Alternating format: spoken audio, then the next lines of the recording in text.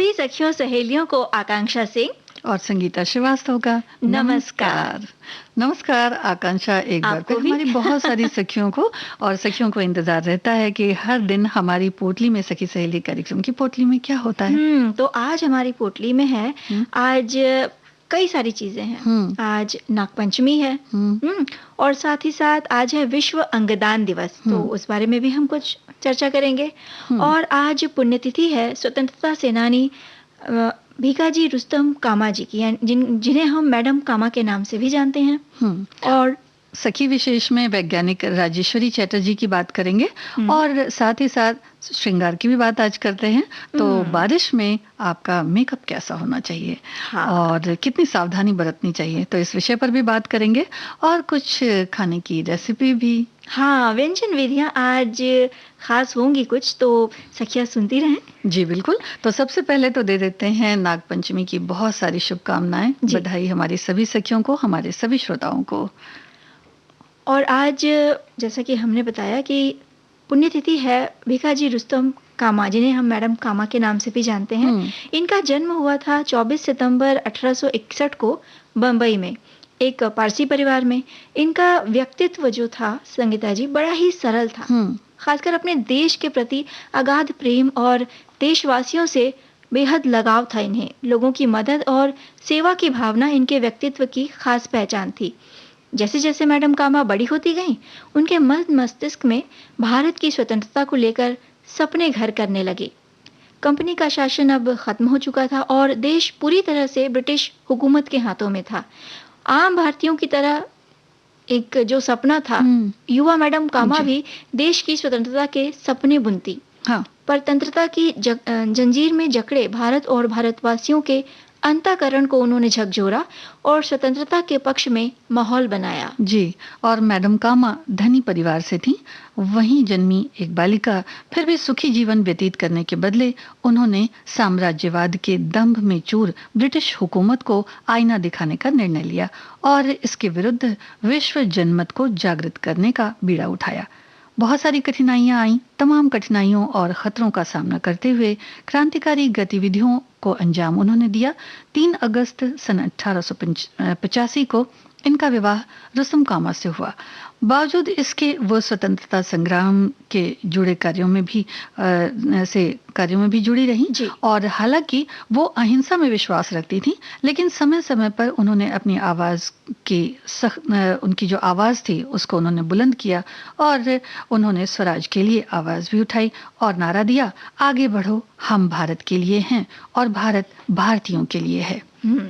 वर्ष 1896 में मुंबई में प्लेग फैलने के दौरान उन्होंने मरीजों की सेवा की, लेकिन बाद में वो खुद भी इस बीमारी के चपेट में आ गईं और उन्हें इलाज के लिए लंदन ले जाया गया। लेकिन लंदन से भी उन्होंने भारतीय स्वाधीनता के संघर्ष के लिए प्रयत्न जारी रखा। सन 1907 में जर्मनी में हुई इंटरनेशनल सोशलिस्ट कॉन्फ्रेंस में भारतीय स्वतंत्रता के ध्वज और भारत का प्रथम तिरंगा राष्ट्रध्वज को बुलंद किया उन्होंने और फहराया।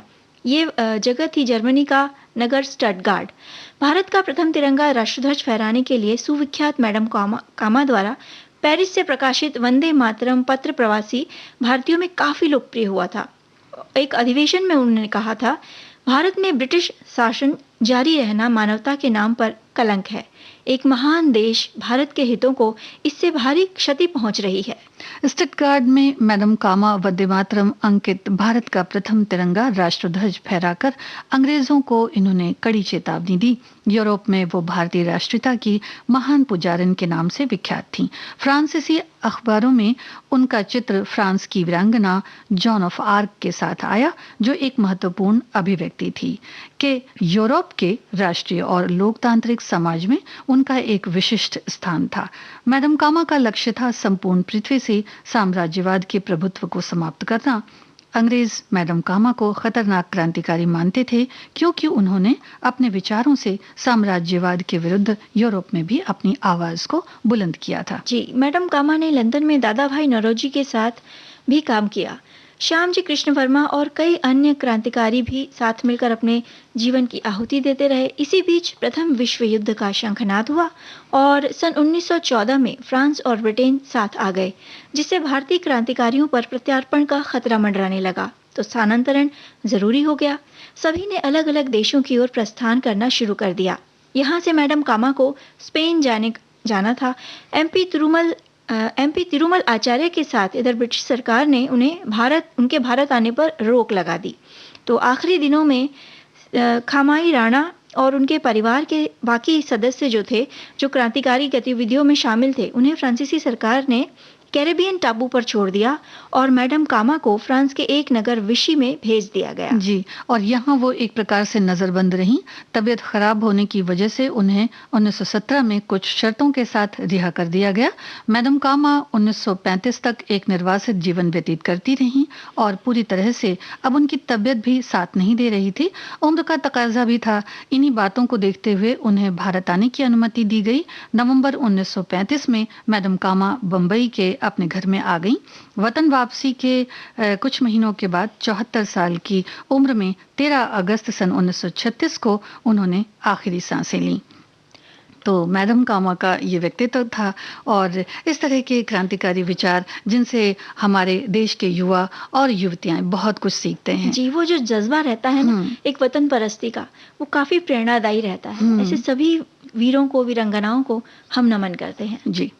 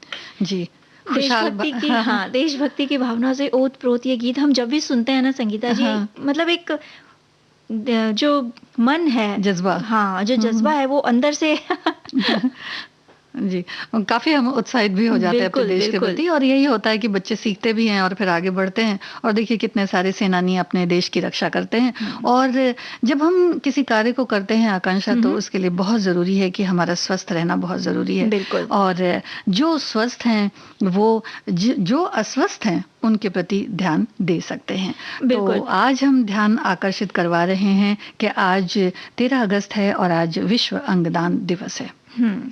और ये जो दिन है विश्व अंगदान दिवस मनाने का जो मकसद है वो यही है कि अंगदान के महत्व के बारे में लोगों के बीच जागरूकता बढ़े और लोग खुद आगे से आकर अंगदान करें। हुँ, क्योंकि कभी-कभी जो परिस्थिति होती है हुँ, वो हाथ से बाहर निकल जाती है। तो ऐसे में जो अंग प्रत्यारोपण जिसे कहते हैं हाँ, वो एकमात्र रास्ता बच जाता है। हुँ, और ये तभी तभी मुमकिन है, तभी ये हो सकता है कि जब हुँ, उस जिसे ज़रूरत है उस व्यक्ति को सही समय पर उस अंग की प्राप्ति हो जाए। हुँ, तो इसीलिए अंगदान का जो महत्व है उसे समझाने के लिए और जागरूकता फैलाने के लिए विश्व अंगदान दिवस मनाया जाता है। अपने कीमती अंगों को दूसरों की ज़िंदगी बचाने के लिए मृत्यु के बाद दान करने की इस दिन एक तरह से हम प्रतिज्ञा कर सकते हैं और इसे व्यावहारिकता में लाकर सार्थक भी किया जा सकता है। और ऐसा भी विदित है कि एक अंगदाता जो है, ऐसा कहा जाता है कि हुँ, जो एक अंगदाता है हाँ। वो लगभग 8 व्यक्तियों का जीवन बचा सकता है आगे जी, चलकर। जी। और फिर सोचिए कि अगर एक व्यक्ति 8 लोगों का जीवन बचा सकता है, तो हुँ, ये हुँ। कितना बड़ा दान हो सकता है। और कहते हैं कि सारे दान जो हैं, वो तो काफ़ी महत्वपूर्ण नहीं हैं, लेकिन ये जो एक अंग दान है, वो अपने आप में बहुत ही अलग है। ख़ासकर जब हम बात करते हैं आकांक्षा, हुँ, हुँ। आँखों का जब दान किया जाता जी। है, तो ये तो जब हम किसी को दृष्टि प्रदान करते हैं कि वो भी प्रकृति को देख सके, तो ये एक बड़ी बात होती है। और कुछ हम हमारे श्रोताओं ने भी बहुत सारे कमेंट्स में भी लिखा है कि हृदय है, लीवर है, किडनी है, आंतें हैं, फेफड़ा है, अग्नाशय है, तो ये सारे अंग जो हैं आवश्यकता जिनको होती है जी। उनके अनुसार दान किया जा सकता है, और जिसका व्यक्तियों में जो है प्रत्यारोपण किया जी, जाता होता है। ये है संगीता हुँ, जी कि अंगदाता की मृत्यु के बाद जैसा कि आपने बताया हुँ, जो डॉक्टर परामर्श देते हैं उस अंग का दान किया जा सकता है। लेकिन कुछ विशेष तथ्य भी हैं कि हुँ, अंगदान करने की कोई निर्धारित उम्र नहीं होती। हुँ, ये पूरी तरह चिकित्सकीय मानदंडों पर ही आधारित होता है। हाँ, कुछ अंग जैसे कॉर्निया हो गया, हृदय के वाल्व, हड्डी और त्वचा के ऊतकों को प्राकृतिक मृत्यु के मामले में दान किया जा सकता है हुँ। और जैसे किडनी है, हृदय है और कुछ अन्य महत्वपूर्ण अंग हैं जो केवल मस्तिष्क की मृत्यु के मामले में ही दान किए जा सकते हैं। और कोई भी व्यक्ति है जिसकी कुछ आयु, जैसा कि आपने बताया कि थोड़ी तो आयु निर्धारित होती है, 18 वर्ष कुछ है, और जाति, धर्म, समुदाय, इसके बावजूद भी आप इन सब चीज़ों से ऊपर उठकर भी अंगदान कर सकते हैं, किसी को ज़िंदगी दे सकते हैं। जी, और 18 वर्ष से कम आयु का कोई व्यक्ति यदि अंगदान करता है, तो घर के जो सदस्य हैं, खासकर उनके माता-पिता, तो उनकी सहमति बहुत ज़रूरी होती है। तो बिल्कुल। वो जब सहमति देंगे, उसके बाद ही अंगदान के लिए कोई भी आदेश हो सकता है। तो हुँ, इसमें संकोच की कोई भी बात नहीं है। जी, आप बिल्कुल अगर नहीं। अंगदान का संकल्प करते हैं तो हुँ, एक तरह से आप हम कह सकते हैं कि एक पुण्य का काम ही हो रहा है। जी। और सखी सहेली कार्यक्रम में आगे और विषयों पर बात करेंगे। ले लेते हैं एक छोटा-सा ब्रेक।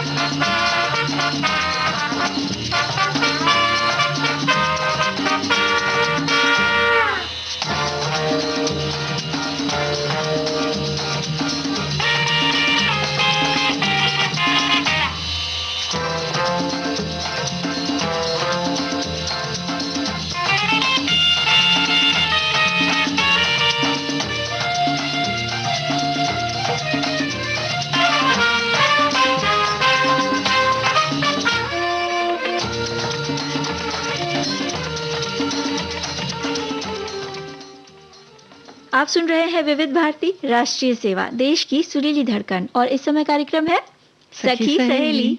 जी। और अब हम अपनी सखियों को बता दें वैज्ञानिक राजेश्वरी चैटर्जी के बारे में, जो आज हमारी सखी विशेष हैं। जी, राजेश्वरी चैटर्जी एक भारतीय वैज्ञानिक और शिक्षिका थीं। वह कर्नाटक से पहली महिला इंजीनियर थी। उनका जन्म 24 जनवरी सन 1922 में कर्नाटक में हुआ। उन्होंने अंग्रेजी स्कूल में प्राथमिक शिक्षा प्राप्त की, जो उनकी दादी द्वारा ही स्थापित किया गया था। और उसके बाद बेंगलुरु के एक प्रतिष्ठित कॉलेज से गणित में बीएससी और एमएससी की डिग्री उन्होंने हासिल की। एमएससी की डिग्री के बाद राजेश्वरी विद्युत प्रौद्योगिकी विभाग में भारतीय विज्ञान संस्थान बेंगलोर में एक शोध छात्र के रूप में संचार के क्षेत्र में शामिल हो गई। जी। और 1946 में दिल्ली सरकार द्वारा उन्हें एक उज्जवल छात्र के रूप में चयनित किया गया और छात्रवृत्ति भी दी गई। इसके बाद उच्च शिक्षा प्राप्त करने के लिए राजेश्वरी ने संयुक्त राज्य अमेरिका जाने का फैसला किया। और उस वक्त देखिए ऐसा होता था आकांक्षा कि लड़कियों की जो पढ़ाई लिखाई होती थी वो काफी कठिन होती थी, और ऐसे में भी वो अमेरिका गई और 1953 में पीएचडी की डिग्री प्राप्त करने के बाद वो भारत लौटी और विद्युत प्रौद्योगिकी विभाग में विद्युत संचार इंजीनियरिंग विभाग में शामिल हो गई। भौतिक शास्त्र और गणित उनके प्रिय विषय थे, जिसमें वो प्रथम श्रेणी में उत्तीर्ण होती रहीं। भारतीय विज्ञान संस्थान यानी आईआईएससी में वो इलेक्ट्रिकल कम्युनिकेशन इंजीनियरिंग विभाग की प्रोफेसर और अध्यक्ष भी रहीं। जी, राजेश्वरी ने वॉशिंगटन डीसी में राष्ट्रीय मानक ब्यूरो में रेडियो फ्रीक्वेंसी माप के डिवीजन में 8 महीने का व्यवहारिक प्रशिक्षण भी लिया था।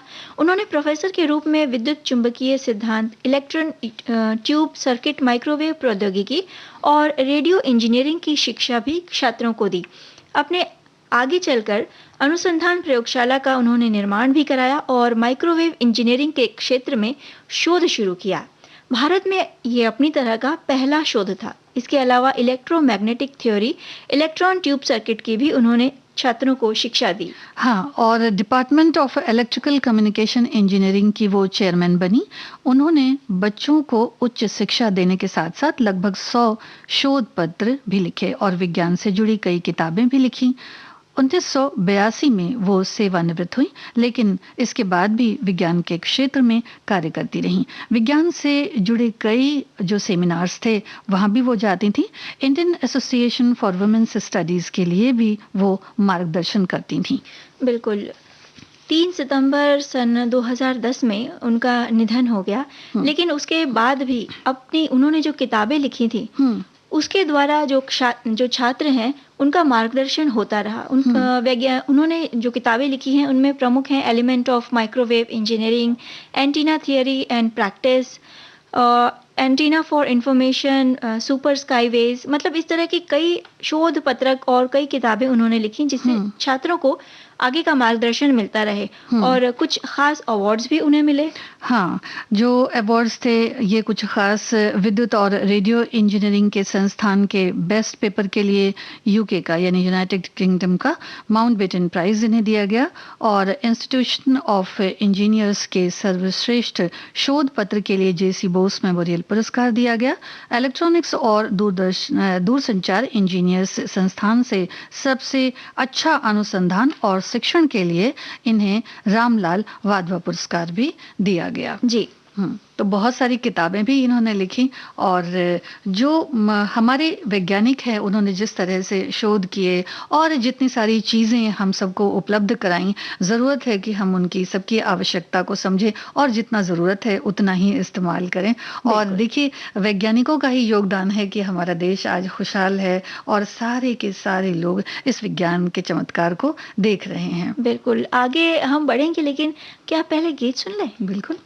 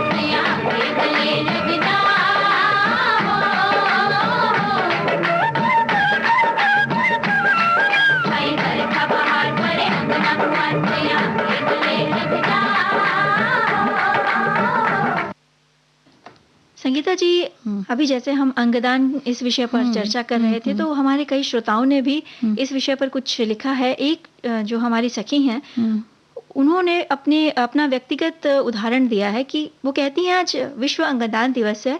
आज के युग में देखा जाए तो अंगदान ही महादान है। लोग जिस प्रकार से एक मतलब कई सारी बीमारियां हैं जिनसे लोग ग्रसित हो रहे हैं, जैसे किडनी, लीवर, आंखों की बीमारियां, और ऐसी सब बीमारियों में अंगदान जो है वो काफी हद तक कारगर साबित हो रहा है।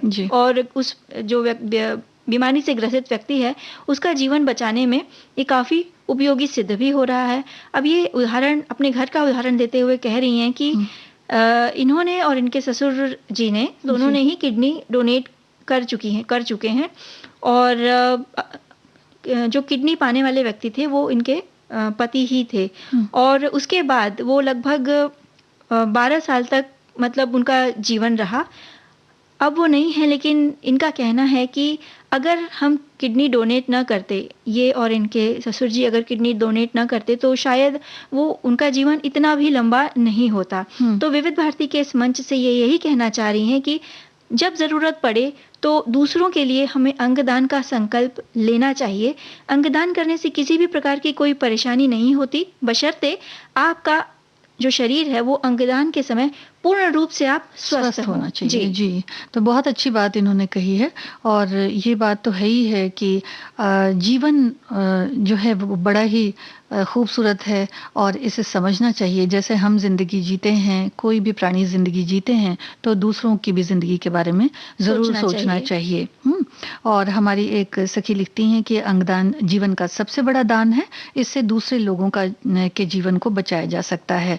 तो यही तो बात है ना आकांक्षा, जो हम कह रहे हैं कि जीवन जो है वो बड़ा ही अमूल्य है। तो ये दिवस इसीलिए मनाया जाता है कि लोगों में अंगदान करने के प्रति जो जागरूकता है वो बनी रहे, और समय समय पर ये जो विशेष दिन हैं इनके बारे में हम चर्चा भी इसीलिए करते हैं। बिल्कुल। और आगे बढ़े उससे पहले एक छोटा सा अंतराल ले लेते हैं।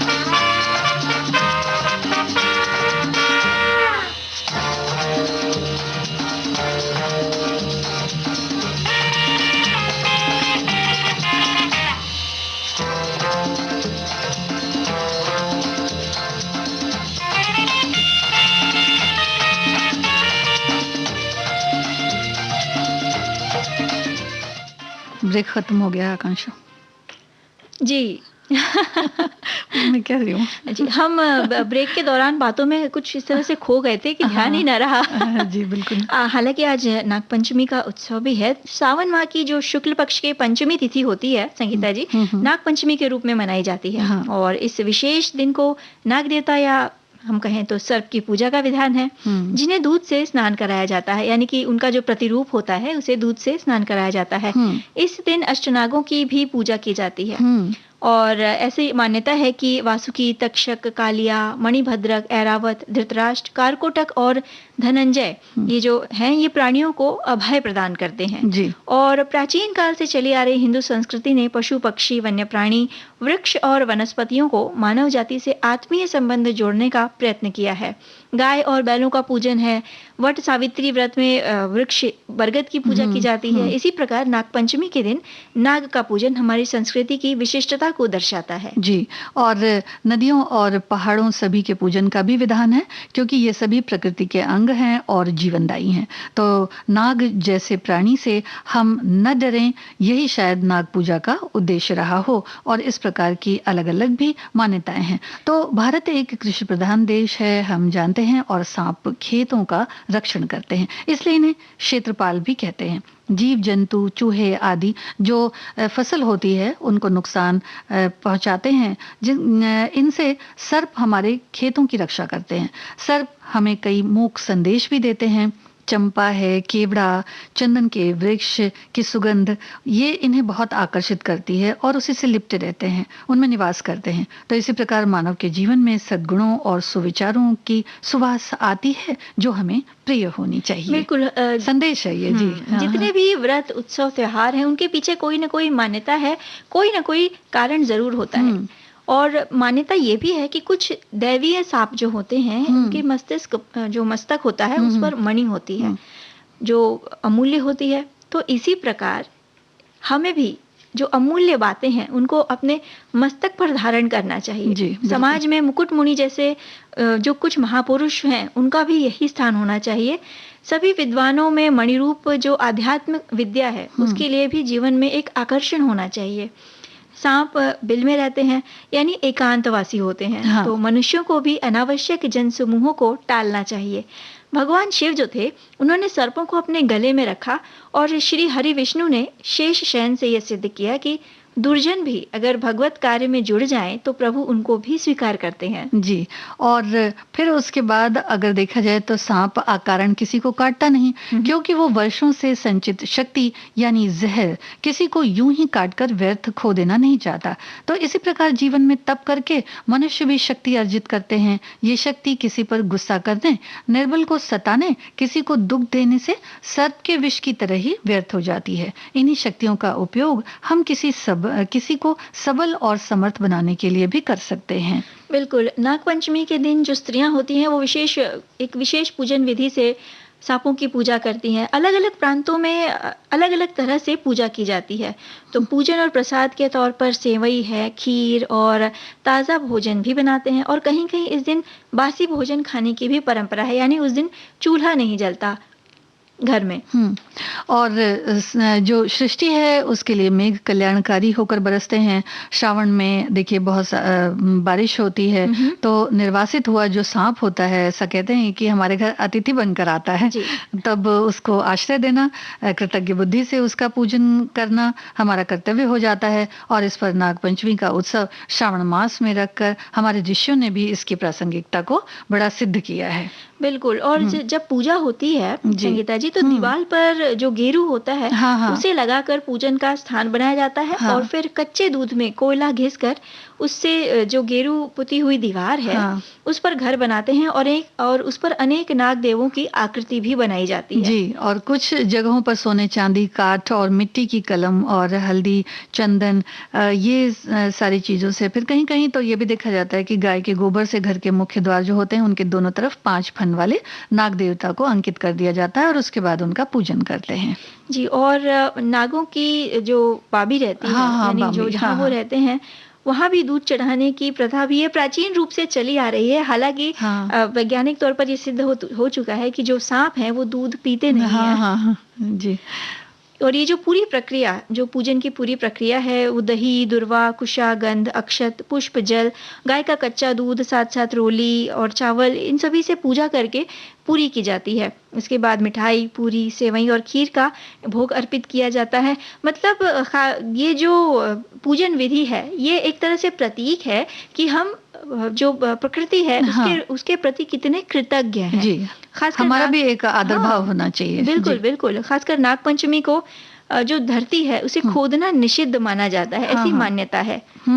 और फिर पौराणिक कथा है, इसका श्रवण करते हैं। कहीं कहीं नागपंचमी की पूजा सफेद कमल के पुष्पों से भी होती है और बहुत अलग अलग तरह से इनकी पूजा होती है। ऐसा हमारे बहुत श्रोताओं ने भी, काफी श्रोताओं ने भी इस बारे में लिखा है। अपने अपने तरफ उनकी जिस तरह से पूजा होती है। वाराणसी में जो काशी से नाम से भी प्रसिद्ध है, इस पावन पर्व में नाग कुआं नामक स्थान पर बहुत बड़ा मेला लगता है। और कहते हैं कि इस स्थान पर तक्षक गरुण जी के भय से बालक रूप में काशी में यानी कि संस्कृत की शिक्षा लेने के लिए आए थे। लेकिन गरुण जी को इसकी जानकारी हो गई और उन्होंने तक्षक पर हमला कर दिया। लेकिन बाद में उन्हें अभयदान कर दिया। तभी से यहाँ नागपंचमी के दिन नाग पूजा की जाती है। और नागपंचमी के दिन अनेक गांवों और कस्बों में जो मेला लगता है वो तो बड़ा अलग होता है, तरह तरह की चीजें होती हैं वहाँ। और कहीं कहीं तो कुश्ती का भी आयोजन होता है। गाय बैल पशुधन इनको स्नान कराकर इन्हें भी सजाया जाता है और इनकी भी पूजा की जाती है। जी, तो श्रावण मास ही ऐसा है, हाँ व्रत त्योहारों से भरा हुआ ये महीना होता है। हाँ, और पूरा ही महीना कह सकते हैं कि उल्लास भरा है। हम्म।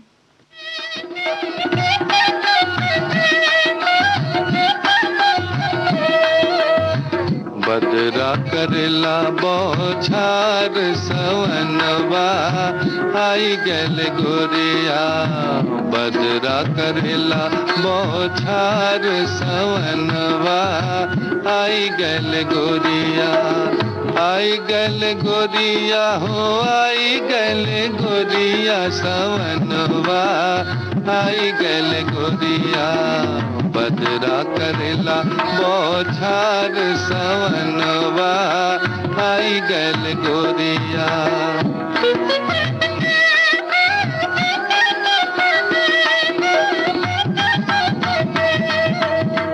काहे तू ठाड़ी हो बीच अंगनवा, काहे तू ठाड़ी हो बीच अंगनवा, बटिया जोहत है तोर सजनवा, बटिया जोहत है तोर सजनवा, भीजल चुनरी तोहार सवनवा आई गल गोरिया, आई गल गोरिया हो आई गल गोरिया सवनवा आई गल गोरिया, बदरा करला बौछार सवनवा आई गल गोरिया।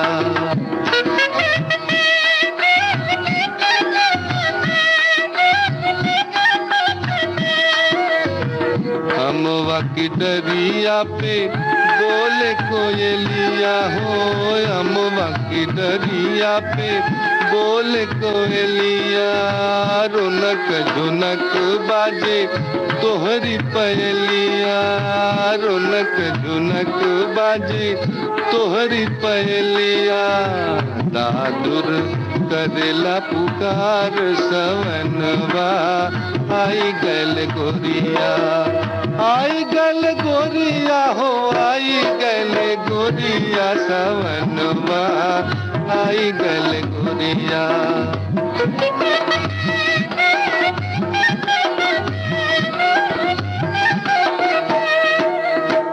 अपना अंगनवा में चमक बिजुरिया हो, अपना अंगनवा में चमक बिजुरिया, मथवा पे चमकेली तोहरी टिकुरिया, मथवा पे चमकेली तोहरी टिकुरिया, जाऊं मैं तो पे बलिहार सवनवा आई गल गोरिया, आई गल गोरिया हो आई गल गोरिया सवनवा आई गल गोरिया।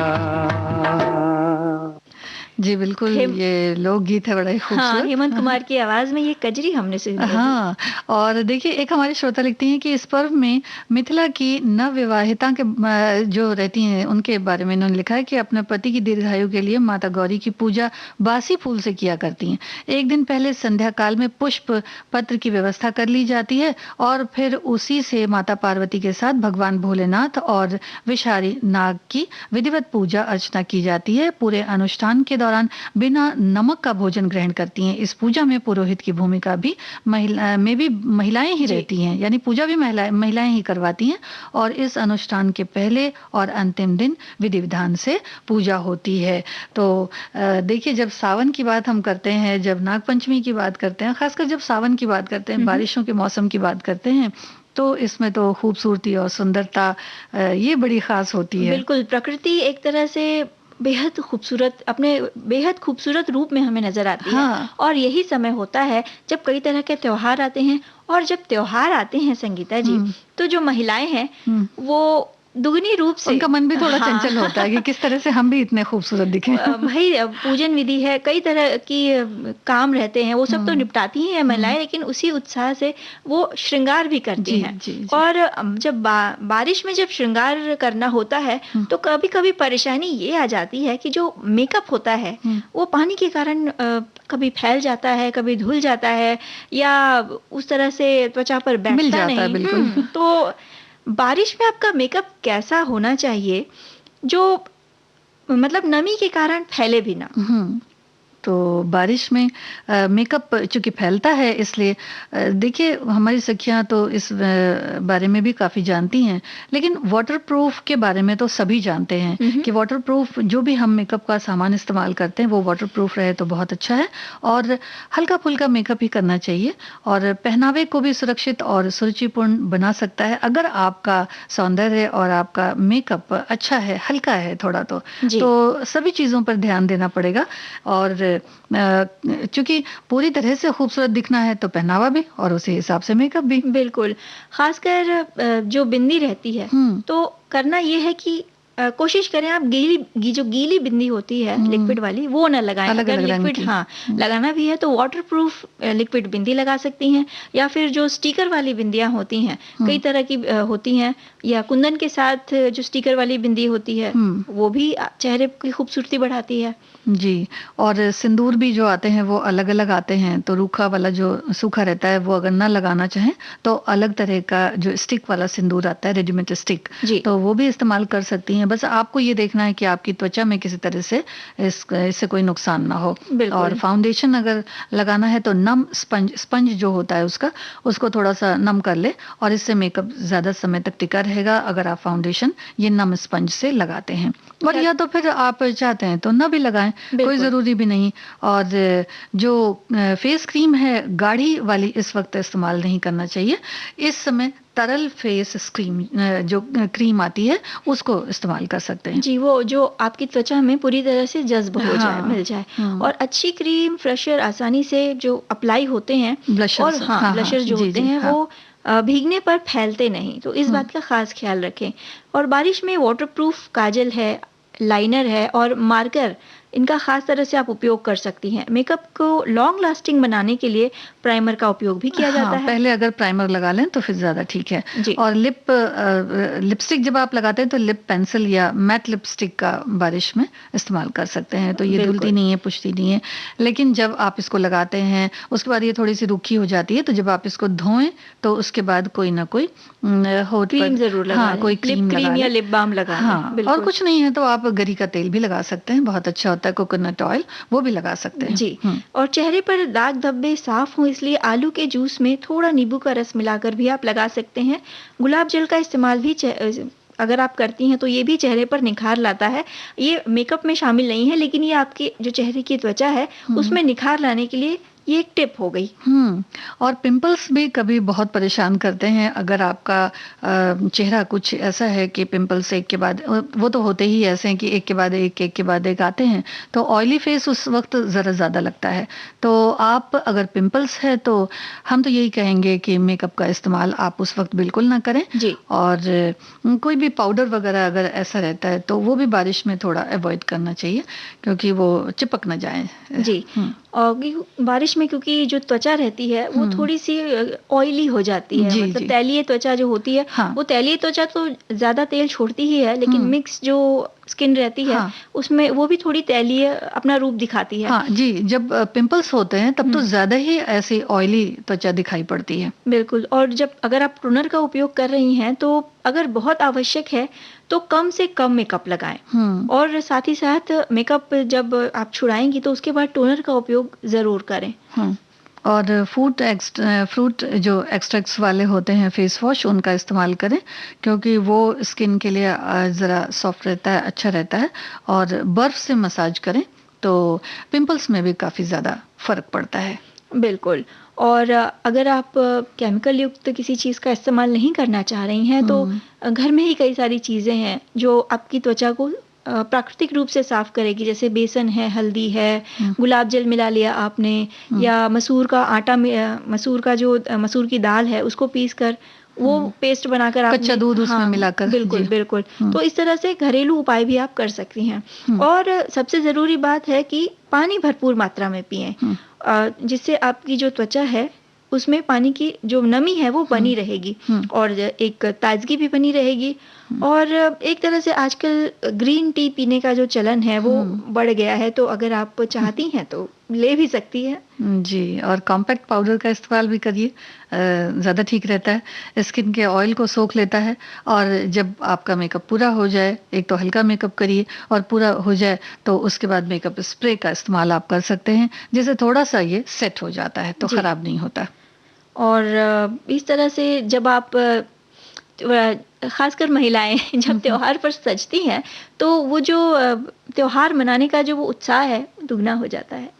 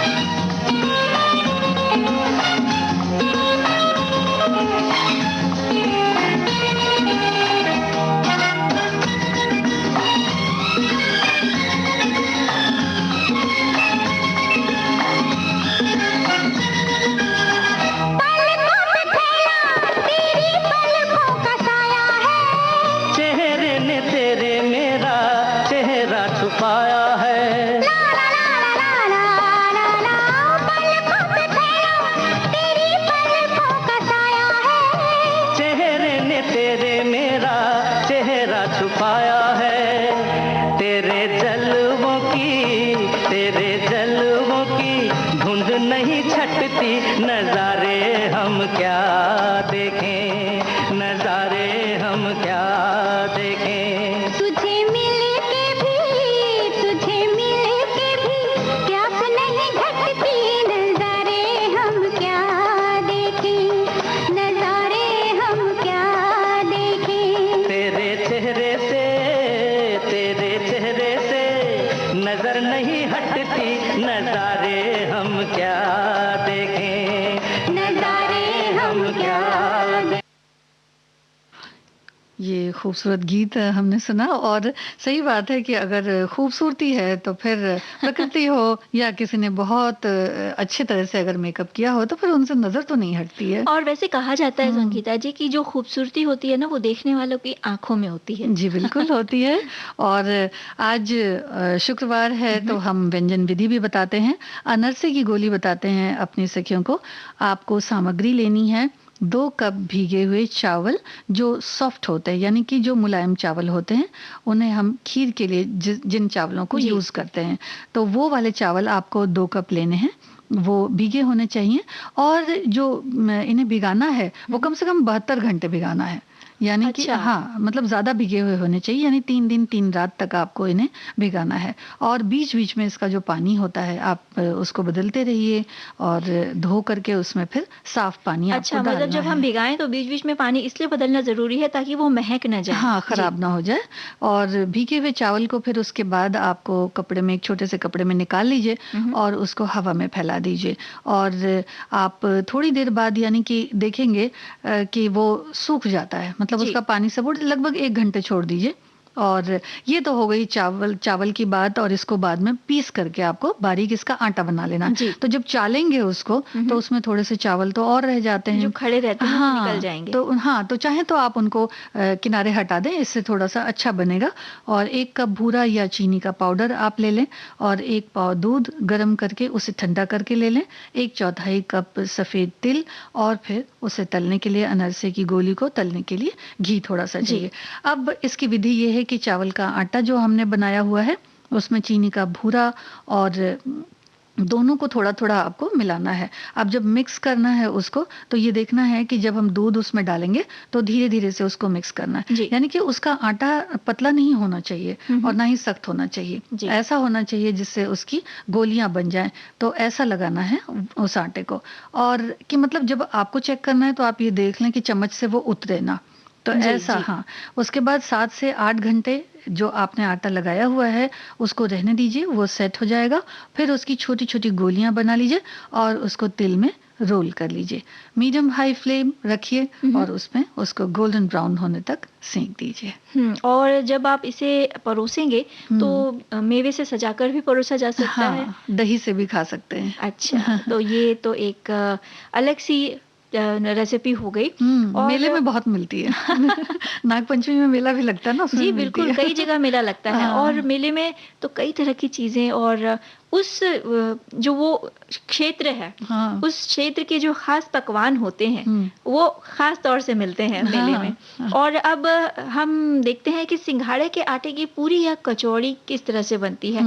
ये पूरी या कचौड़ी है, ये आप व्रत में भी खा सकते हैं और यूं भी खाई जा सकती है जब आप बनाएं।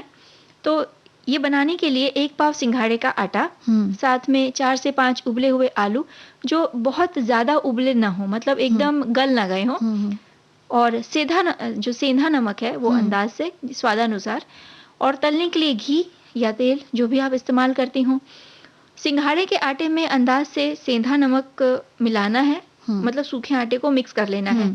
फिर जो छिले और उबले आलू हैं, ध्यान ये देना है हमें कि शुरुआत में ही आटे में पानी हमें नहीं डालना है। छिले और उबले जो आलू हैं उन्हें आलूओं को तो हाथ से थोड़ा थोड़ा तोड़कर आटे में मिक्स करते जाएं। आलू थोड़े से ही तोड़ने हैं, ये ध्यान रखना है कि हमें पूरा उसे महीन नहीं कर देना है। तो जो टुकड़े हैं वो आलू के थोड़े बड़े बड़े उसमें होने चाहिए। अब बिना पानी के मिक्स करें, थोड़ा थोड़ा सा पानी आटे और आलू से भी निकलेगा, यानी जब आप मिक्स करेंगी तो आप देखेंगी कि वो नरम होता जा रहा है, वही काफ़ी होता है। फिर इसे थोड़ा सा हाथ में पानी लगाकर इसकी जो चपटी चपटी लोइयां बनाइए और टिकिया की तरह इन्हें तल लीजिए। आप देखेंगे कि बहुत क्रिस्पी सी एक कचौरी तैयार होंगी। मीडियम आंच पर डालिए और धीमी आंच पर फिर धीरे धीरे जब इन्हें तलेंगी, सुनहरी होने तक तलना है आपको। और ये जो इसमें आलू आपने डाला है, ये आटे को बांधने में मदद करेगा। और ज़्यादा डालेंगी तो भी अच्छा है, और लेकिन बहुत ज़्यादा डालेंगी तो जो आपकी टिक्की है वो फट सकती है। तो ये एक जो रेसिपी है सिंघाड़े के आटे की, ये व्रत में भी खाई जा सकती है और कभी यूं भी बना के खाई जा सकती है। फिलहाल हम सुनते हैं ये गीत।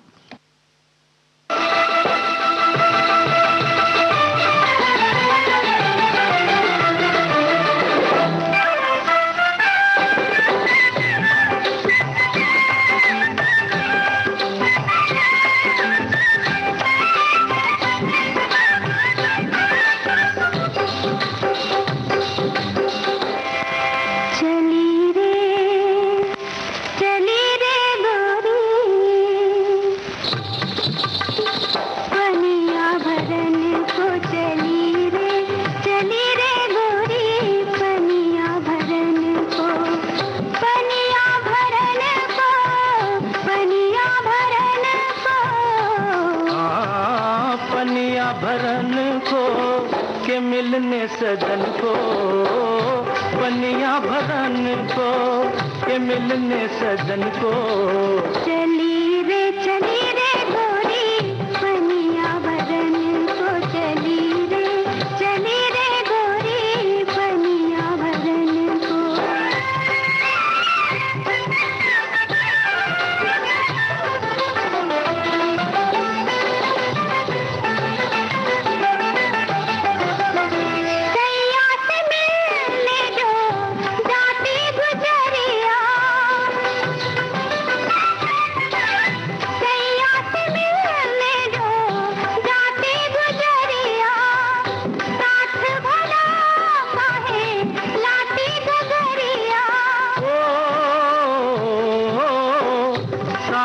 अगर तू न लाती गगरिया तो शक करती तुझ पे सारी नगरिया।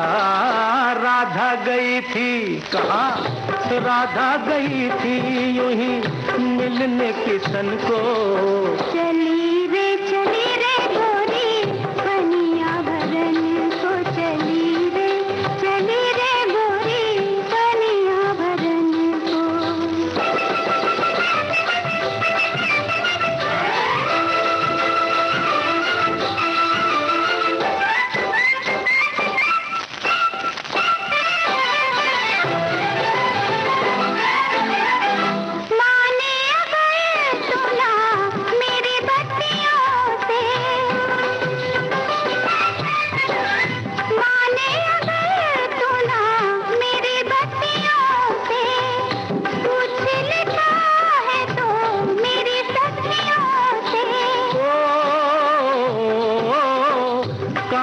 चलेगा न इन बत्तियों से के साफ है जाहिर तेरी अखियों से।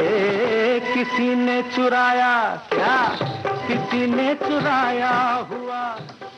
संगीता जी, तो व्रत त्योहार पे तो काफी सारी चीजें बनती हैं, लेकिन सब कुछ बताना तो अभी मुमकिन नहीं है। बिल्कुल। और अब विदा लेने का वक्त है जी। तो सभी सखियों सहेलियों को आकांक्षा सिंह और संगीता श्रीवास्तव का नमस्कार।